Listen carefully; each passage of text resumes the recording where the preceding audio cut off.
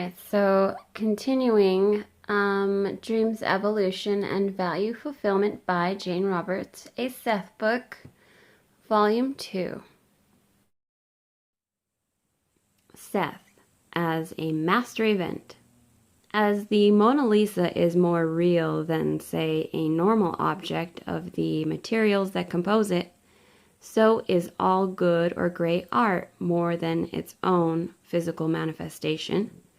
Consider art as a natural phenomenon constructed by the psyche, a trans species of perception and consciousness that changes, enlarges, and expands life's experiences and casts them in a different light, offering new opportunities for creating action and new solutions to problems by inserting new original data. To confine such creativity to solve life's problems primarily, or to direct it primarily in that fashion, limits it and holds it in an improper focus, shackles it. We have to go beyond that, back to stressing the creative, larger-than-life aspects. Otherwise, all we have is a better problem-solving framework. I've rejected all that kind of hash projected onto Seth's books by others or myself. The assumptions that Seth must prove himself as a problem solver, or the importance of functionalism over art. The larger view is that art, by being itself, is bigger than life while springing from it. That Seth's and my books go beyond that simply by being themselves.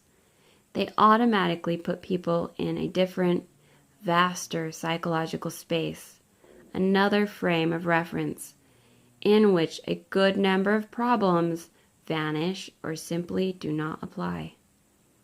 To achieve that, I have to drop those old feelings of responsibility as a primary focus because they strain the Seth book framework, particularly when I demand that in each book, Seth answer all questions and so forth. Again, as with master events, we're dealing with a different framework of action entirely, where the Mona Lisa is more real than the physical properties that compose it.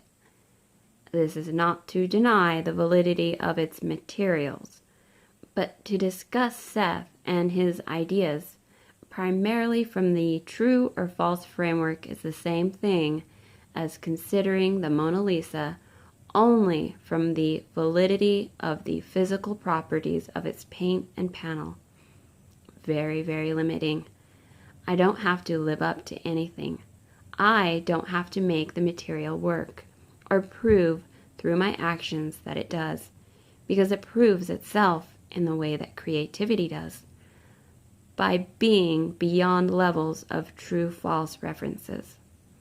Otherwise, I'm at cross purposes with myself. Right here, note 5, Rob wants to remind the readers in Volume 1 of Dreams that Seth states, quote, "But the purpose of your life and each life is in its being. That being may include certain actions, but the acts themselves are only important in that they spring out of the essence of your life, which simply by being is bound to fulfill its purposes." End quote. Okay, and note 6. Seth went on to say in that session, February 17, 1980, quote, "The only other times there are any such difficulties also involve responsibility, when he, Rupert, concentrates upon his responsibility to hold the sessions. That is, when he focuses upon need, function, or utility as separate from other issues involved. Such feelings can then, for a while, override his natural inclinations, his natural enjoyment and excitement with which he otherwise views our sessions." And Session note number 8 goes into Jane's dream that I mentioned at the beginning of this video. She writes, Sunday morning, March 8th, 1981. Part of me doesn't want to contend with this material at all. But last night, I had one of those strangest, quite frightening experiences. All the odder because there were so few real events to hang on to. Very early after we went to bed, I realized I was in the middle of a nightmarish experience, one terribly vivid, emotionally, yet with no real storyline. I only know that the following were involved: a childhood nursery tale, and a toy like the cuddly cat doll I had as a child, named Susie, and thought the world of. Anyway, the point is that the story, and there I lose it. I don't get the connections. All I know is that I awakened myself crying, my body very sore, sat on the side of the bed and made the following connections from my feelings at the time.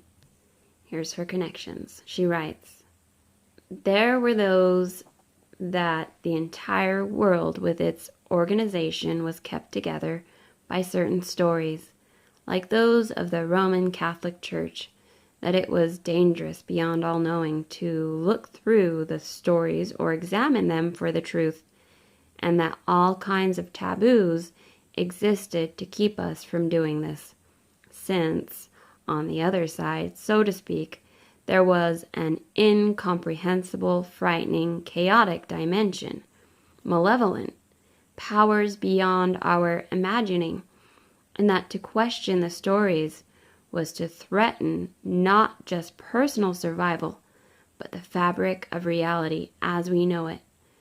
So excommunication was the punishment, or damnation, which meant more than mere ostracism, but the complete isolation of a person from those belief systems, with nothing between him or her and those frightening realities, without a framework in which to even organize meaning. This was what damnation really meant. To seek truth was the most dangerous of well-intentioned behavior then, and retribution had to be swift and sure. I can't remember the events connected with the nightmare that gave rise to the feelings, but at the same time, I was being assaulted or attacked by a psychological force who wanted me to understand the danger of such a course. When I went back to sleep, the entire thing would happen again. Once, I think, the title of a children's tale appeared in the air in large block letters, the idea also being that outside of the known order provided by these stories, there were raging forces working against man's existence. The old idea of Pandora's box came to mind. I equate all of this with 3 events. A movie I saw on TV the night before, in which the hero finally saw through the God of his people, and a Raggedy Ann doll Rob found in the backyard the other day and brought in. It was probably dragged there by a dog. Its right arm was missing. But it reminded me of my old Susie, and part of a review I read yesterday of a book about death. The book was based on the idea that nature was against man, and that religion was man's attempt to operate within that unsafe context. The feelings I was getting went even further, that religion or science or whatever weren't attempts to discover truth, but to escape from doing so, to substitute some satisfying tale or story instead. And I suppose that if someone persisted long enough, he or she would find the holes in the stories and undo the whole works. The idea of the stories was to save each man from having to encounter the reality in such a frightening fashion. The characters in the stories did this for him in their own fashion, and if you kept searching, you threatened the fine framework of organization that alone made life possible. End quote. Now, Here is Seth's response to Jane's nightmare. He says, March 11th, 1981, quote, Rupert's nightmare experience is a beautiful example of the kind of explosive emotional content that many people carry, fairly hidden, representing certain taboos, translated, of course, in individualistic terms. I do not want to go into a history of culture here, but your organizations, historically, have largely been built upon your religious concepts, which have indeed been extremely rigid. The repressive nature of Christian thought in the Middle Ages, for example, is well known. Artistic expression itself was considered highly suspect if it traveled outside of the accepted precepts, and particularly, of course, if it led others to take action against those precepts. To some extent, the same type of policy is still reflected in your current societies, though science or the state itself may serve instead of the church as the voice of authority. Behind such ideas is the central point of Christianity, or one of them at least, that earthly man is a sinful creature. He is given to sin. In that regard, his natural expression must be closely guarded. It must be directed toward officialdom, and outside of that boundary lay, particularly in the past, the very uncomfortable realm of the heretic. In medieval times, to be excommunicated was no trivial incident, but an event hearkening severance that touched both the soul and the body, and all political, religious, and economic conditions by which the two were tied together. Many people were dependent upon the church for their well-being, and in reincarnational terms, many millions of people alive today were familiar then with such conditions. The nunneries and monasteries were long-term social and religious institutions, some extremely rigorous, while others were religiously oriented in name only. But there is a long history of the conflicts between creative thought, heresy, excommunication, or worse, death. All of those factors were involved in one way or another in the fabric of Rupert's nightmare material. The church was quite real to Rupert as a child, through the priests who came to the house regularly, and through direct contact with the religious grade school and the support offered to the fatherless family. Rupert's very early poetry offended Father Boyle, who burned his books on the fall of Rome, so he had more than a hypothetical feeling about such issues. Many of his fears originated long before the sessions, of course, and before he realized that there was any alternative at all between, say, conventional religious beliefs and complete disbelief in any nature of divinity. Rupert became afraid that if he went too far, he would discover that he had catapulted himself into a realm where both questions and answers were meaningless. To do that is one thing, but to take others with you would be, he felt, unforgivable.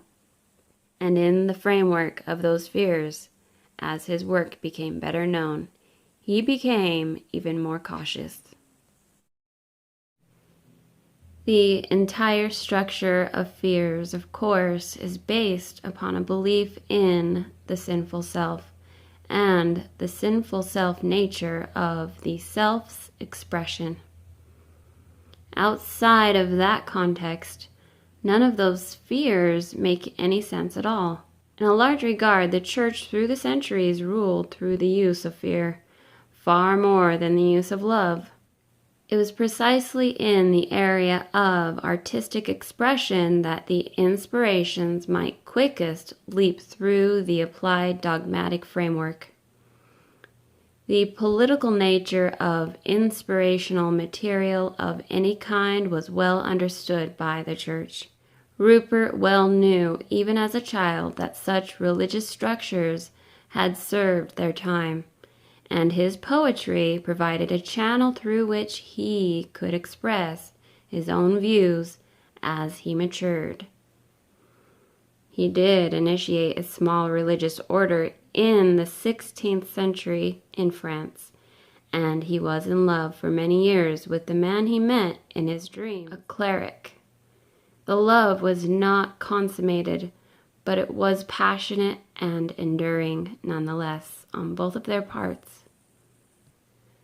Rupert had considerable difficulty with church doctrine even then, and the rules of the order as actually practiced were later considered to hold their own seeds of heresy. As an old woman, Rupert was forced to leave the order that he had initiated. He left with a few female companions who were also ostracized, and died finally of starvation.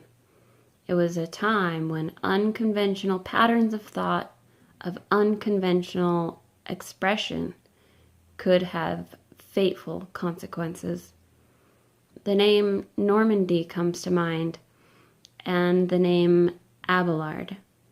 The dream came to remind Rupert of those connections, but also to remind him that his life, even then, was enriched by a long-held love relationship.